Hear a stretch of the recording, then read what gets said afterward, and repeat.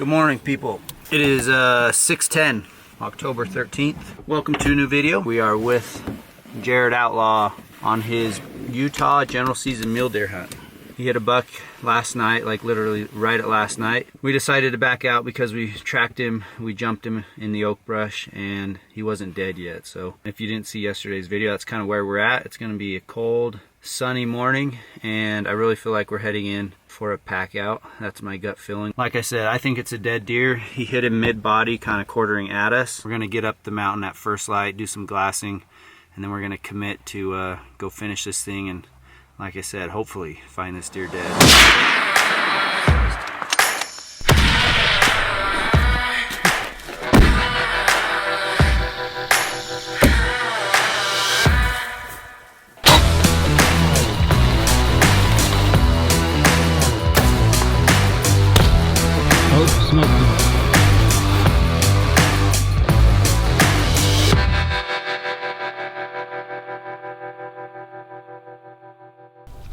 We're back on the mountain. You might be wondering, why is Eric packing the rifle? We just saw a coyote. I've seen coyotes probably every other day, so if we can do a little predator control, we will. Oddly enough, there's a ton of like magpies going nuts down in the bottom, but it doesn't sound like they're up in the area where I think that buck may have laid down and died.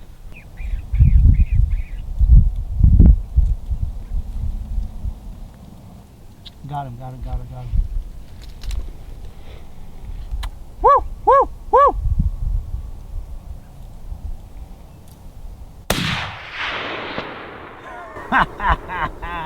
Smoked him, dude! Oh, shoot. You guys see him? Yeah. I didn't see him. My high country coyote. The 300 Weatherby Hush rifle.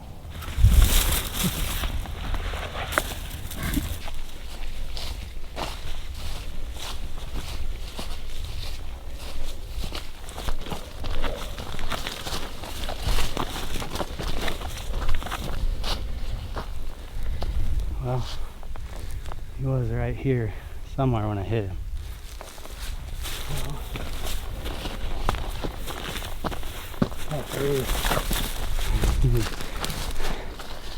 Where I hit him, he was right in this yellow. Look, there's blood on the oak. Let's see where we got him. Predator control. Predator control, one of my favorite deer hunting spots. I've never been up here to specifically hunt coyotes. I really never do. But I don't know what's with this year, but man, there's been a lot of them. And that pair of coyotes that BMAC spotted the other day is most likely the same pair that kind of like spooked the morning hunt. So it's good to weed a couple of them out. Eric, did you decide to give the gun back now? You done? You done killing all the coyotes? Done. Yeah, I wouldn't be surprised if we saw more though. I've always said that my best shot is when I have to react quick. Proof. Every time I lay down, get ready, everything should be perfect. Miss. Just like my elk, just like half of my animals. All right, guys, look what we have here. We have the back straps off Gage's deer, and we have a heart. I'm going to show Gage how to cut these up. Even if I take an animal to the butcher, I always take the back straps, heart, things like that I can cut here super quick. But how amazing do these look? Amazing. Amazing does my thumb still look. So I'm going to show Gage how to do this real quick, and then he's going to do the second one. All I really want to do is take this fat off, which is important.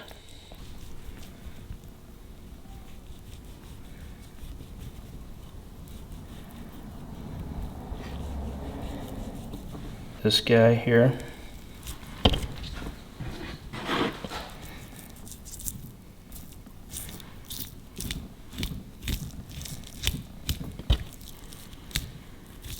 Leave as much meat on that thing as you can. Well, this fat you can just kind of rip off for the most part.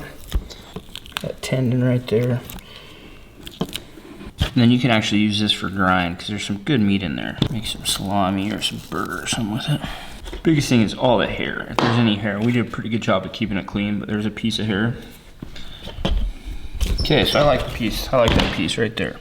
So then when we go to cook this, we'll defrost it and then we can finish cutting anything else out we don't like. But we're gonna leave this on there. It helps protect it in the freezer.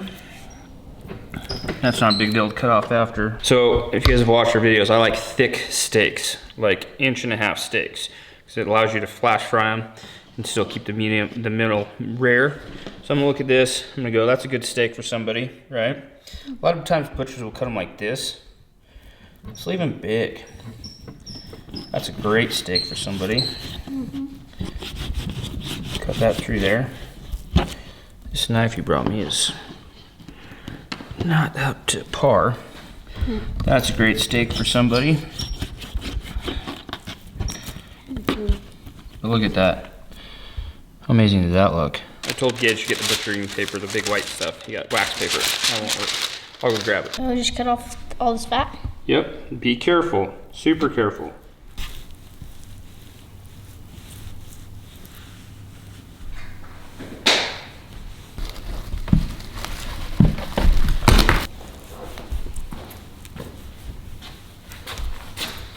Guys, what do you think of Gage's first backstrap he trimmed up? Feel good about it? Yeah. Ready to cut it into steaks? Yep. All right, go ahead. Right there? Yeah.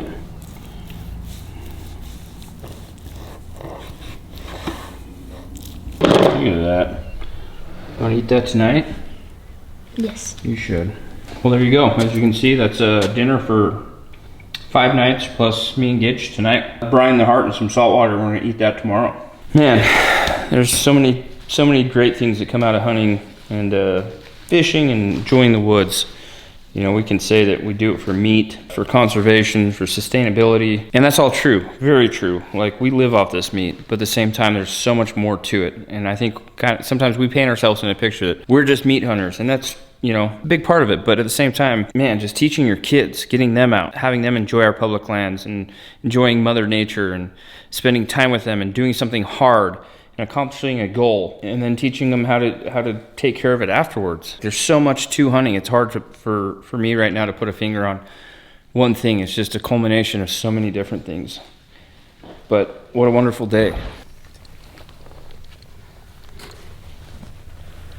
Well, we made it to where the buck ran off. You see the blood that I just filmed. He bedded probably 80 yards from here, which is one of the big reasons why we think he's hurt bad. We're gonna get the gun just in case if we have to do a follow-up shot. I think the game plan will be stay on his tracks, go slow, listen if we hear, you know, something busting through the oak, and get ready. But I think we're just gonna find him dead.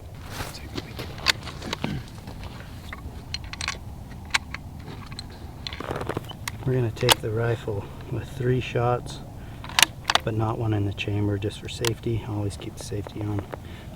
I personally don't prefer to hike with the bullet in the chamber. It's just not worth the risk.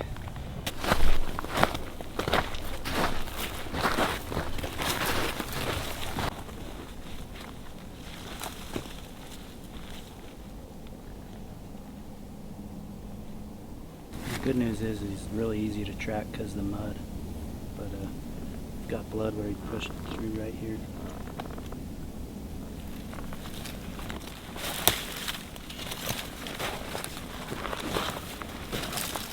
Alright guys, we are going to do probably what is safest, because we're about to drop into this super thick oak bottom on his tracks.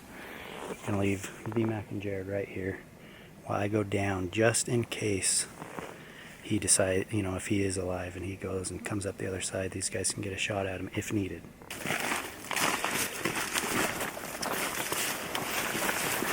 Well, he's just working down, straight down. He's hurting so bad, there's no way he's getting out of this canyon. It's steep.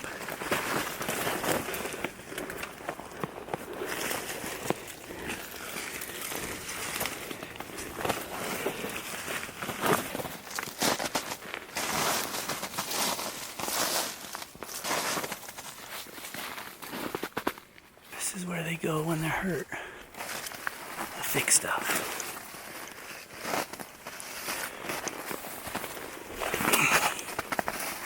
Well, that's not what we want to see. Looks like he bedded right here.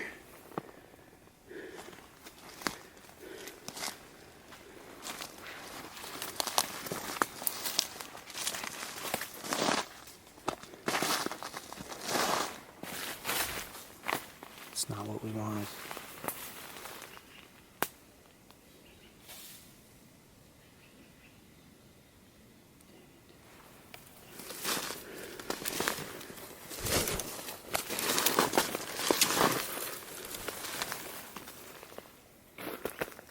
Dang it, guys. Well, one of my worst fears with, like I said, there being so many coyotes in here was that they'd find this buck before we did.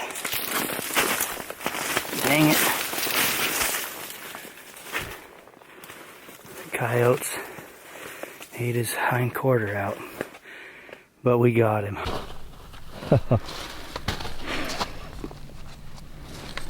Oh my gosh, dude. Told you we'd find him. What a relief.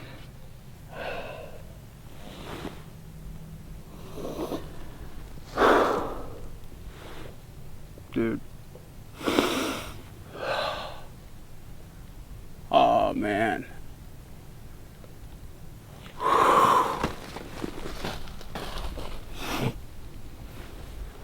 That was the hardest time of my life. Dude, Congrats, brother. thank you so much, Congrats. man.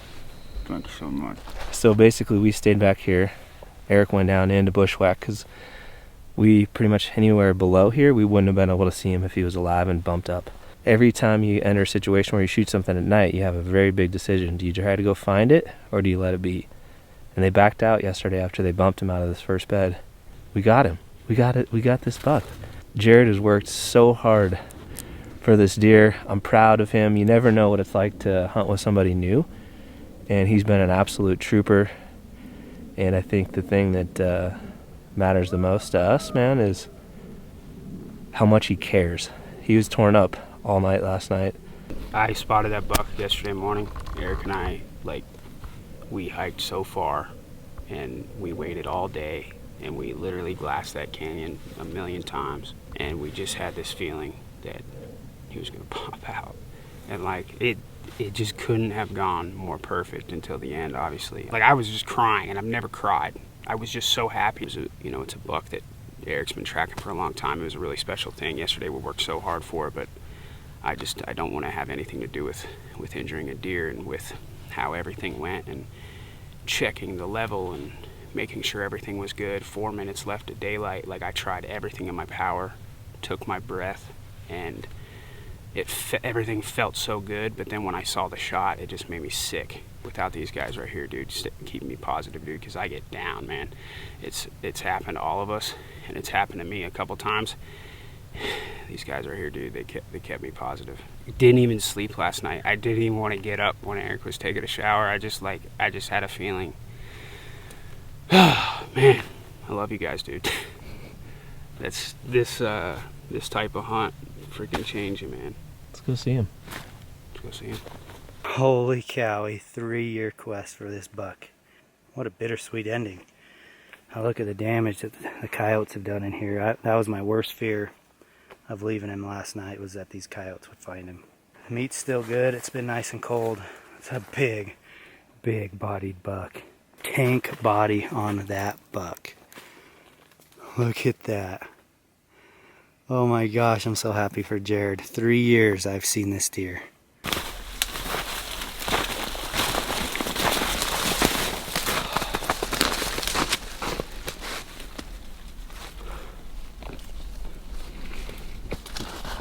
Oh my gosh, Eric.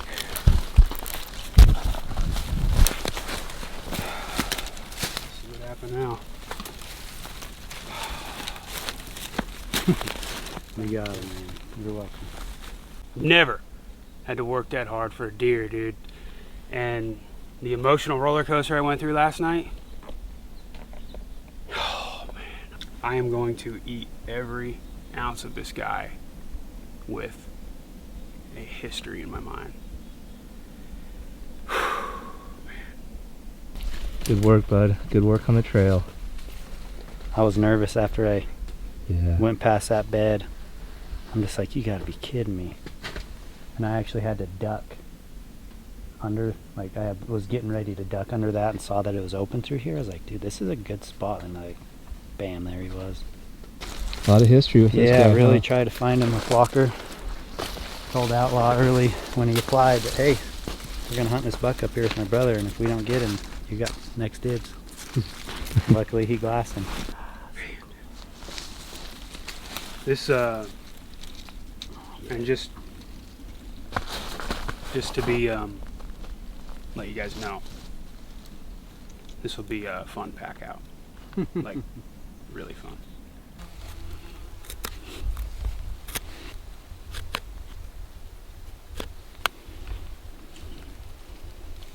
Is there sex on here?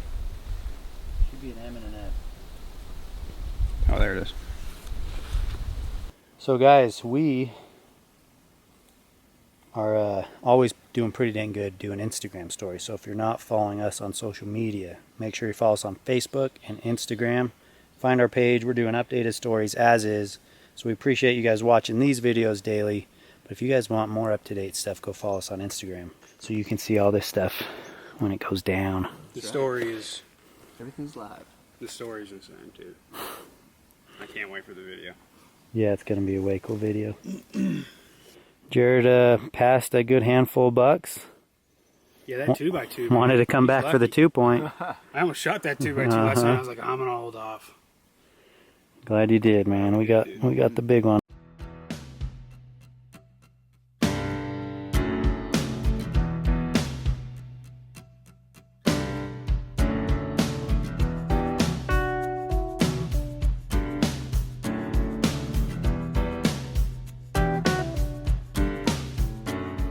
Mac is getting after the ribs. Tell us what's going on here. Yeah. So it's the rib roll technique that we learned in Montana and Oregon this year from Cody Callaghan with Born and Raised Outdoors. But basically you're just peeling back and leaving all the meat connected. So when you're done, you have one giant piece of meat with all the ribs. With all the ribs cleaned out. So quite a bit of extra meat in there. So you have to cut it from the back side, the inside. Yeah. After you get it out of that rib, huh? Yep. Kind of just fold it over and then start skinning the next bone. Yep. Oh man, that's cool. Always learning something. That's what I love about this stuff.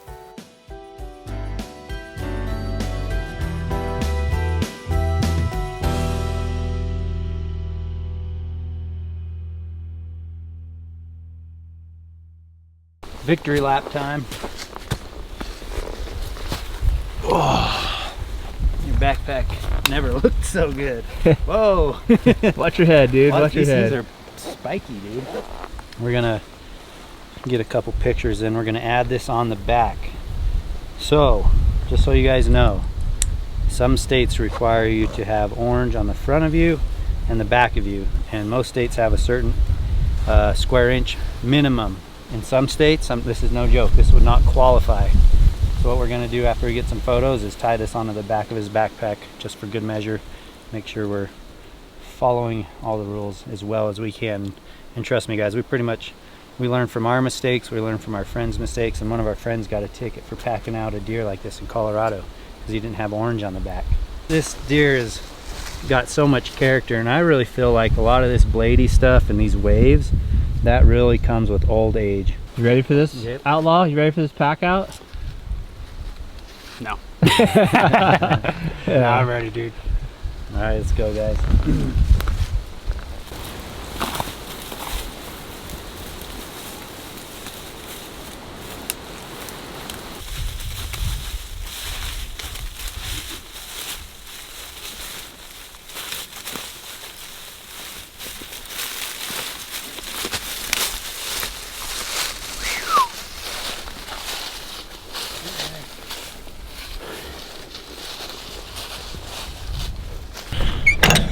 Good afternoon, good evening. So we got home, did a few things, and my beautiful wife said that I could come out and hunt tonight.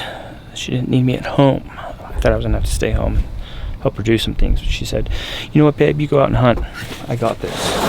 So I'm coming out tonight solo, not too far from town, and it's gonna be an easier hunt. I spotted this area a little bit before the hunt and saw a couple decent bucks in here. Saw one in July. Didn't get a real good look at it. He got scared and ran away, so didn't get a real good look. Here's some phone scope footage of him. It looked like a nice deer. He's in the velvet seal, obviously. I think some more deer could pile into this area. We're just gonna go see. I'm gonna take every advantage of every day on this hunt. And when I'm home, my wife doesn't need me, I'm gonna run out and hunt, even if it's close, quick hunt. So that's the plan. I'm gonna run out on this ridge and set the spotter up and glass all this country and hopefully find a big mature deer. Come along with me. Well, that didn't take long. Found a nice deer, mature deer. By far the biggest deer I've seen since the hunt started. But I still don't know. It got me excited at first just because I was like, finally mature deer, but I saw 2 deer in here. One was nice, but he was really skinny. He looked like a 3.5-year-old deer. I don't know. He's a long ways, a couple thousand yards. I'm gonna watch him for a second, see if I can't find something else a little closer.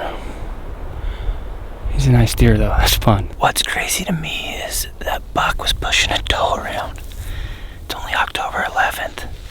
And we've seen some of the littler bucks up high fighting each other and pushing each other around, but not real aggressive, just kind of testing their horns out, I think. But definitely that buck was sniffing that doe and chasing her around the bush. And it seems way too early for that. We just had a cold snap of snow, but the weather doesn't depict the rut for elk or deer. Once they're in the rut, it sometimes will help kickstart them and they're a little more active, but I don't know, maybe a doe went in heat early. Well guys, we made it to Myers meat processing place. And take care of the meat. He's gonna get his buck butchered here. Nice. Thank you. And I think when he comes either in December or next time he's out in Utah, or if he just wants to come pick out his meat, he'll come get it. Yeah, baby. But this butcher shop does a really good job. They package it, they vacuum seal it, which I like a lot. Check the meat in first. We're gonna take the head to Monarch Mountain Taxidermy. You guys know I love that place. If all goes well, we're gonna have Jared mount this buck and have it at the Hunt Expo. That'd be cool. We gotta get Jared out here to Utah to the Western Hunt Sure, Expo. February, baby. Yeah, seriously, if you guys haven't been to the Western Hunt Expo, it is probably, in my opinion, it's the best Western hunting expo. The biggest and with the most taxidermy in there and all kinds of fun stuff. We sell a ton of shirts and hats. And if you guys haven't been, it's definitely worth looking into making a plan, making a family trip, bringing the kids. Come say what up to Jared. We'll be there. Hope to see you guys there too. I made the decision not to go shoot that deer. It's a nice deer, but I'm having a real good time hunting. And everyone told me the last 3 days are the best, or the last week, and it happens that I have the last 3 days that I'll be home. And my good buddy Bryce told me if I still have my tag, he'd like to take me with his horses to a place he likes to hunt. And that sounds like a lot of fun. I'm gonna ride a horse in on a deer hunt. So we'll see, I don't know. There's a lot of time between here and there, but this buck's getting the pass tonight. So this is interesting. There's a couple hunters across the canyon, quite a ways, about half a mile. I heard screaming, like, hey, hey, hey. Like, what are they doing? Well, they're sitting above this big timbered canyon, and I guess what they're trying to do is scare the deer out with their voices. It's funny, actually, the first deer I ever shot, we were walking down a big draw, and my dad started throwing little rocks down into the draw. And I was like, Dad, what are you doing? We're deer hunting, be quiet. It's like, I'm gonna scare a buck up out of there. Listen. Hear him? Anyway, my dad's like, I'm gonna scare a buck up out of there for you. I'm like, no, you gotta be quiet when we're deer hunting. Well, he continued to throw his rocks. 2 bucks ran out and I shot one, so. Different techniques for different people. It worked that day. But I'd rather glass them up first. That's funner.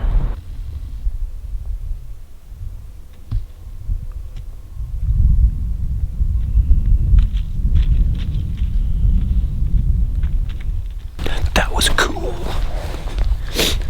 I was sitting on that ridge watching that buck and its doe. Some other deer started coming out. A couple other does. I hear a truck coming around the road up above me. Guy bails off the ridge, starts walking down the ridge. I had my orange hat on, so I kind of take my hood off and was under a tree and kind of came out so you could see, like, hey, there's another guy there. Dude walks down the ridge, sees me a couple times, puts his binos up, and just makes bad beeline right towards me. I'm like, why didn't he come talk to me or something? Cuts down below me about 100 yards. It goes through the canyon. I'm like, I guess that's his canyon. That's it for me tonight, guys. Thanks for following along. We'll be back at you tomorrow because it's every day. It's every day.